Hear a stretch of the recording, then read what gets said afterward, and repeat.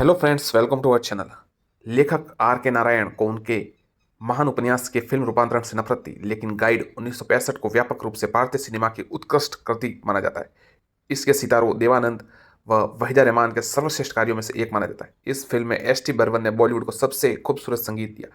ये देवानंद और उनके भाइयों चेतन आनंद और विजय आनंद द्वारा संचालित प्रोडक्शन हाउस नवकेतन फिल्म्स के पोर्टफोलियो के मुख्य आकर्षणों में से एक था। गाइड हिंदी और अंग्रेजी दोनों में बनाई गई थी। विजय आनंद द्वारा निर्देशित हिंदी संस्करण एक ब्लॉकबस्टर था। पर्ल एस बक द्वारा लिखित अमेरिकन टेड डेनल्सकी द्वारा निर्देशित अंग्रेजी संस्करण बनने के 42 साल बाद 2007 के कांस फिल्म फेस्टिवल में प्रदर्शित होने के बाद भी कभी भी उजाला नहीं देख पाया। विजय आनंद एक नर्तकी रोजी की कहानी से भयभीत थे, जो अपनी पति को छोड़ देती है, और राजू मार्गदर्शक जो शराब की लत में फंस जाता है और एक सुदूर सूखे गांव में धर्मगुरु बन जाता है। उन्होंने ये कहते हुए फिल्म का निर्देशन करने से 2 बार इनकार कर दिया था कि यह भारत के लिए खराब अंतर्राष्ट्रीय पीआर होगा। तीसरी कोशिश में देवानंद ने उनको मना लिया। वहीदा रहमान पर फिल्माया गया मशहूर गाना आज फिर जीने की तमन्ना है की शूटिंग राजस्थान के चित्तौड़गढ़ किले में हुई थी। एक शॉट में शीशे में वहीदा जी का अक्स नजर आता है। ये अलाउद्दीन खिलजी द्वारा उसी दर्पण में रानी पद्मिनी जी की झलक देखने की कहानी से प्रेरित था। देवानंद के पसंदीदा संगीत निर्देशक एस टी बर्मन गाइड के स्कोर पर काम करते समय गंभीर रूप से बीमार पड़ गए थे। देव आनंद ने एस टी बर्मन की जगह लेने के बजाय उन्हें ठीक होने का इंतजार किया। दिन ढल जाए गाने की पहली पंक्ति मूल गीतकार हसरत जयपुरी ने लिखी थी। देवानंद और विजय आनंद को यह लाइन पसंद नहीं आई थी और वे चाहते थे कि हसरत जयपुरी इसे छोड़ दे। उन्होंने मना किया और नौकरी छोड़ दी। तब भाइयों ने शैलेंद्र को गीतकार का पद संभालने का कहा। उनकी दूसरी पसंद होने से नाखुश शैलेंद्र ने बहुत अधिक फीस का हवाला दिया, जिस पर देव साहब और विजय आनंद सहमत हुए। मीटिंग खत्म होते तक गाता रहे मेरा दिल का मुकड़ा लेकर आए। विडंबना यह है कि शैलेंद्र ने हसरत जयपुरी के आपत्तिजनक पंक्ति को बरकरार रखा और इस गीत को बॉलीवुड क्लासिक माना जाता है। दिन ढल जाए। जब गाइड का न्यूयॉर्क में प्रीमियर हुआ तो देव आनंद की मुलाकात डेविड सेल्जनिक से हुई। डेविड सेल्जनिक कश्मीर में शूट होने वाली एक फिल्म में देव साहब को कास्ट करना चाहते थे, लेकिन प्रोजेक्ट शुरू होने से पहले ही दिल का दौरा पड़ने से उनकी मृत्यु हो गई। देवानंद और विजय आनंद के बड़े भाई चेतन आनंद चाहते थे कि वे प्रिया राजवंश को रोजी डांसर के रूप में कास्ट करें, क्योंकि वह वहीदा रहमान से बेहतर अंग्रेजी बोलती थी और इसलिए वह फिल्म के अंग्रेजी संस्करण के लिए बेहतर उपयुक्त होगी। देवानंद साहब ने वहीदा रहमान के अलावा किसी को भी कास्ट करने से इनकार कर दिया। वहीदा ने न केवल अपने करियर का सर्वश्रेष्ठ प्रदर्शन दिया, बल्कि पर्ल एस बक की मदद से अपनी अंग्रेजी भी सुधारी। ये जौहर नव केतन फिल्म के प्रोड्यूसर कंट्रोलर थे और उन्होंने गाइड के लिए सहायक निर्देशन के रूप में काम किया। करण जौहर ने दशकों बाद यह खुलासा किया कि उनके पिता ने देवानंद साहब को एक गाने के फिल्मांकन के लिए धोखा दिया था, जिसे अभिनेता ने रोहतांग दर्रा समझा था। दरअसल ये रोहतांग दर्रे से कई किलोमीटर छोटा था। ट्रैकिंग से थक चुके दल ने रोहतांग पास जीरो कहने के लिए एक मील के पत्थर को फिर से रंग दिया था।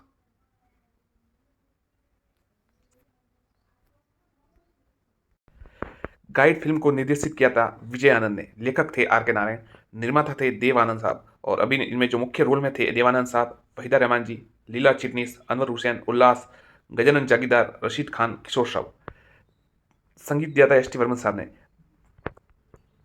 फिल्म शुरू होती है वर्तमान से, जब राजू देवानंद जेल से रिहा हो रहा है। फिर कहानी अतीत में चलती है। राजू एक गाइड है जो पर्यटकों को ऐतिहासिक स्थल में घुमाकर अपनी कमाई करता है। एक दिन एक अमीर और एक बूढ़ा व्यक्ति किशोर साहू, उनकी युवा पत्नी रोजी, वहीदा रहमान जो के साथ शहर में आता है। मार्को शहर के बाहर गुफाओं में कुछ शोध करता है और अपने गाइड के रूप में राजू को काम देता है। वह एक नई गुफा का पता लगाता है और अपने काम में इतना खो जाता है कि रोजी पर ध्यान नहीं देता। जब मार्को गुफा की खोज में लगा हुआ है, राजू रोजी को सैर सपाटे के लिए ले जाता है और उसके नृत्य क्षमता और मासूमियत की पूरी पूरी प्रशंसा करता है। रोजी राजू को बताती है कि वह समाज में सम्मान हासिल करने के लिए कैसे मार्को की पत्नी बनी, लेकिन उसके लिए उसने एक बड़ी कीमत चुकाई, क्योंकि उसे नृत्य का जुनून है, जबकि मार्को को यह पसंद नहीं। इसी बीच रोजी जहर खाकर आत्महत्या करने की कोशिश करती है। इस घटना की खबर मिलने पर मार्को गुफाओं से वापस आता है और रोजी को ठीक देखकर काफ़ी नाराज होता है और रोजी से कहता है कि उसकी आत्महत्या करने की कोशिश एक नाटक थी, अन्यथा अगर वास्तव में मरना चाहती तो अधिक नींद की गोलियां खाकर आसानी से कर सकती थी। एक दिन जब रोजी गुफाओं में जाती है तो पाती है कि मार्को एक आदिवासी लड़की के साथ है। इसको लेकर रोजी मार्को में काफ़ी कहा सुनी होती है और रोजी एक बार फिर आत्महत्या करने की कोशिश करती है। राजू से समझाता है कि आत्महत्या पाप है और वह अपना सपना पूरा करने के लिए जिंदा रहे। तो रोजी मार्को से संबंध तोड़ लेती है, लेकिन अब उसे सर छुपाने के लिए जगह चाहिए, किसी का सहारा, जो उसे राजू देता है। राजू के समुदाय में रोजी को भी सम्मान नहीं मिलता। राजू की माँ लीला चिटनीस और मामा उल्लास उससे आग्रह करते हैं कि रुचि को घर से बाहर निकाल दे, क्योंकि लेकिन राजू मना करता है। तो उसकी माँ उसे छोड़कर अपने भाई के साथ रहने चली जाती है। उसका मित्र और ड्राइवर गफूर अनवर हुसैन भी रोजी को लेकर उससे किनारा कर लेता है।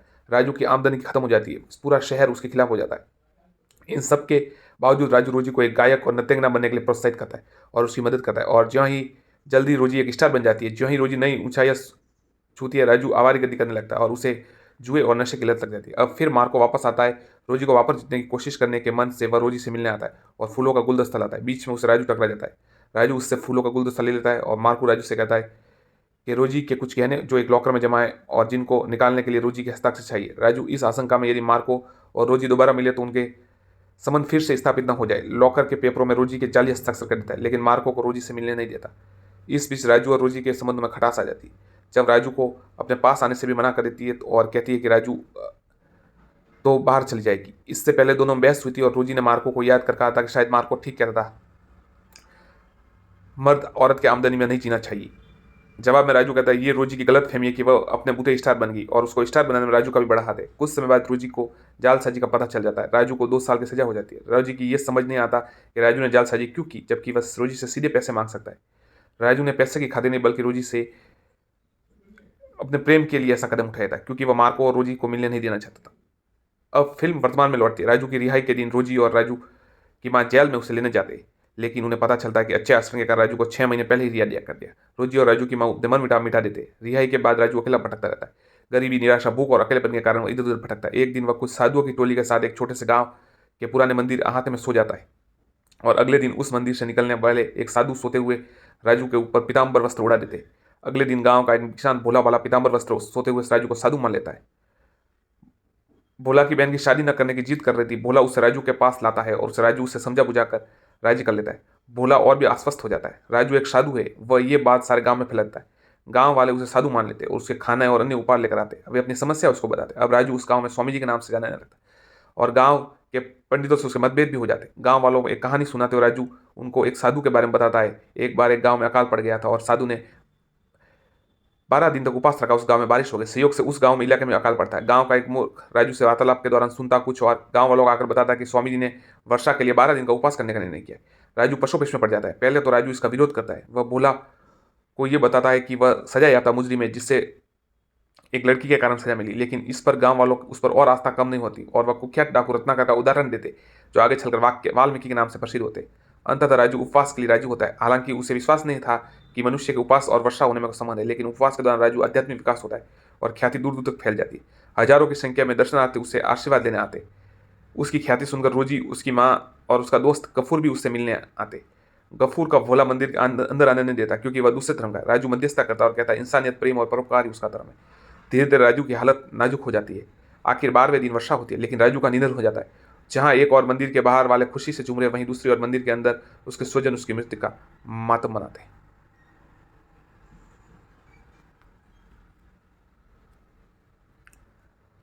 बॉक्स नामांकन और पुरस्कार देखिए। फिल्म फेयर पुरस्कार सर्वश्रेष्ठ फिल्म पुरस्कार देवानंद, फिल्म सर्वश्रेष्ठ अभिनेता पुरस्कार देवानंद, फिल्म फेयर सर्वश्रेष्ठ अभिनेत्री का पुरस्कार वहीदा रहमान, फिल्म फेयर सर्वश्रेष्ठ निर्देशक का पुरस्कार विजय आनंद, सर्वश्रेष्ठ कथा पुरस्कार are K Narayan, film fair सर्वश्रेष्ठ संवाद लेखन पुरस्कार विजय आनंद, फिल्म फेयर सर्वश्रेष्ठ छायांकन पुरस्कार फाली मिस्त्री। म्यूजिक के लिए, संगीत के लिए नामांकित जरूर हुए थे पर पुरस्कार नहीं मिला। और पार्श्व गायिका के लिए लता मंगेशकर जी को आज फिर जीने की तमन्ना के लिए नॉमिनेट हुए पर पुरस्कार नहीं मिला। राष्ट्रीय फिल्म पुरस्कार तीसरी सर्वश्रेष्ठ फीचर फिल्म। तो इस प्रकार गाइड एक ऐतिहासिक फिल्म बन गई और काफ़ी सुपरहिट साबित हुई थी उस समय।